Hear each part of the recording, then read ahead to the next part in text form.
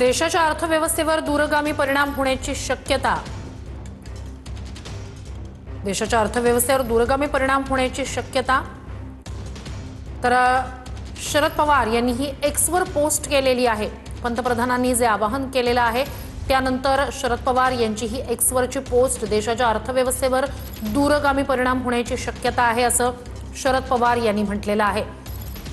पंतप्रधानांकडून जे आवाहन करण्यात आलेलं आहे त्या पार्श्वभूमीवर शरद पवार यांची ही एक्सवरची ही पोस्ट आहे। देशाच्या अर्थव्यवस्थेवर दूरगामी परिणाम होण्याची शक्यता आहे असं शरद पवार यांनी या संदर्भात आपली पोस्ट केलेली आहे। पंतप्रधानांनी जे काटकसरीचं आवाहन केलेलं आहे जनतेला त्या पार्श्वभूमीवर शरद पवार यांनी एक्सवर पोस्ट करत या संदर्भात आपली भूमिका आपलं म्हणणं मांडलेलं आहे। मध्य पूर्वेतील अस्थिर आणि युद्धजन्य परिस्थितीच्या पार्श्वभूमीवर देशाचे प्रधानमंत्री नरेंद्रजी मोदी यांनी 2 दिवसापूर्वी काही घोषणा केल्या। त्यांचा देशाच्या अर्थव्यवस्थेवर दूरगामी परिणाम होण्याची शक्यता आहे असं या एक्स पोस्टमध्ये शरद पवारांनी म्हटलंय। या घोषणा अचानक करण्यात आल्यानं सर्वसामान्य नागरिक, उद्योग व्यवसाय क्षेत्र तसंच गुंतवणूकदारांमध्ये अस्वस्थतेचं वातावरण निर्माण झालंय। ही बाब निश्चितच काळजी निर्माण करणारी आहे। या विषयाचं गांभीर्य लक्षात घेऊन प्रधानमंत्र्यांनी स्वतःच्या अध्यक्षतेखाली सर्वपक्षीय बैठक आयोजित करावी। राष्ट्रीय हिताच्या प्रश्नांवर सर्वपक्षीय नेत्यांना विश्वासात घेऊन निर्णय प्रक्रिया राबवावी। देशहितासाठी हे अत्यंत आवश्यक आहे असं शरद पवार यांनी या पोस्टमध्ये म्हटलंय। अक्षय, ही पोस्ट आहे शरद पवारांची पंतप्रधानांच्या आवाहनानंतर। त्यात त्यांनी सर्वपक्षीय बैठक घ्या आणि पुढील धोरणांबाबत व्यापक विचार विनिमय करावा असं आवाहन केलंय।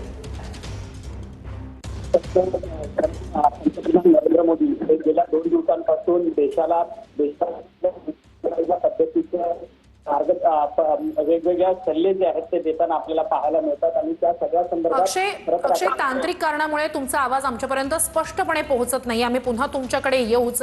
आपण शरद पवार यांची ही एक्सवरची पोस्ट पाहतोय। मध्य पूर्वेतील अस्थिर आणि युद्धजन्य परिस्थितीच्या पार्श्वभूमीवर देशाचे प्रधानमंत्री नरेंद्रजी मोदी यांनी 2 दिवसापूर्वी काही घोषणा केल्या। त्यांचा देशाच्या अर्थव्यवस्थेवर दूरगामी परिणाम होण्याची शक्यता आहे। या घोषणा अचानक करण्यात आल्यानं सर्वसामान्य नागरिक, उद्योग व्यवसाय क्षेत्र तसंच गुंतवणूकदारांमध्ये अस्वस्थतेचं वातावरण निर्माण झालंय। ही बाब निश्चितच काळजी निर्माण करणारी आहे असं या एक्स पोस्टमध्ये शरद पवार यांनी म्हटलंय। या विषयाचं गांभीर्य लक्षात घेऊन प्रधानमंत्र्यांनी स्वतःच्या अध्यक्षतेखाली सर्वपक्षीय बैठक आयोजित करावी। राष्ट्रीय हिताच्या प्रश्नांवर सर्वपक्षीय नेत्यांना विश्वासात घेऊन निर्णय प्रक्रिया राबवणं देशहितासाठी अत्यंत आवश्यक आहे। सर्वपक्षीय नेत्यांना विश्वासात घ्या, सर्वपक्षीय बैठक आयोजित करा असं शरद पवार यांनी या एक्स पोस्टमध्ये म्हटलंय। सध्याची आंतरराष्ट्रीय परिस्थिती लक्षात घेता केंद्र सरकारनं अधिक संवेदनशीलता आणि व्यापक सल्लामसलत यांना प्राधान्य देणं आवश्यक आहे। यासोबतच प्रधानमंत्र्यांनी देशातील नामवंत अर्थतज्ञ, उद्योग क्षेत्रातील प्रतिनिधी आणि संबंधित तज्ज्ञांची तातडीनं बैठक बोलावून परिस्थितीचा सखोल आढावा घ्यावा। पुढील धोरणांबाबत व्यापक विचार विनिमय करावा असं या पोस्टमध्ये शरद पवार यांनी म्हटलंय।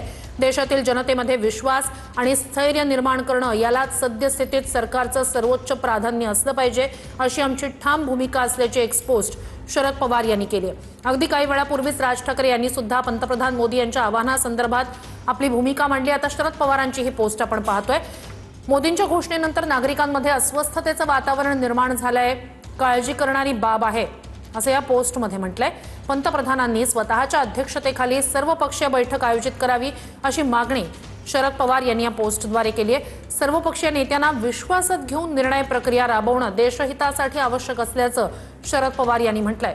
केंद्र सरकारनं अधिक संवेदनशीलता, व्यापक सल्लामसलत यांना प्राधान्य देणं आवश्यक असल्याचं सुद्धा त्यांनी म्हटलंय।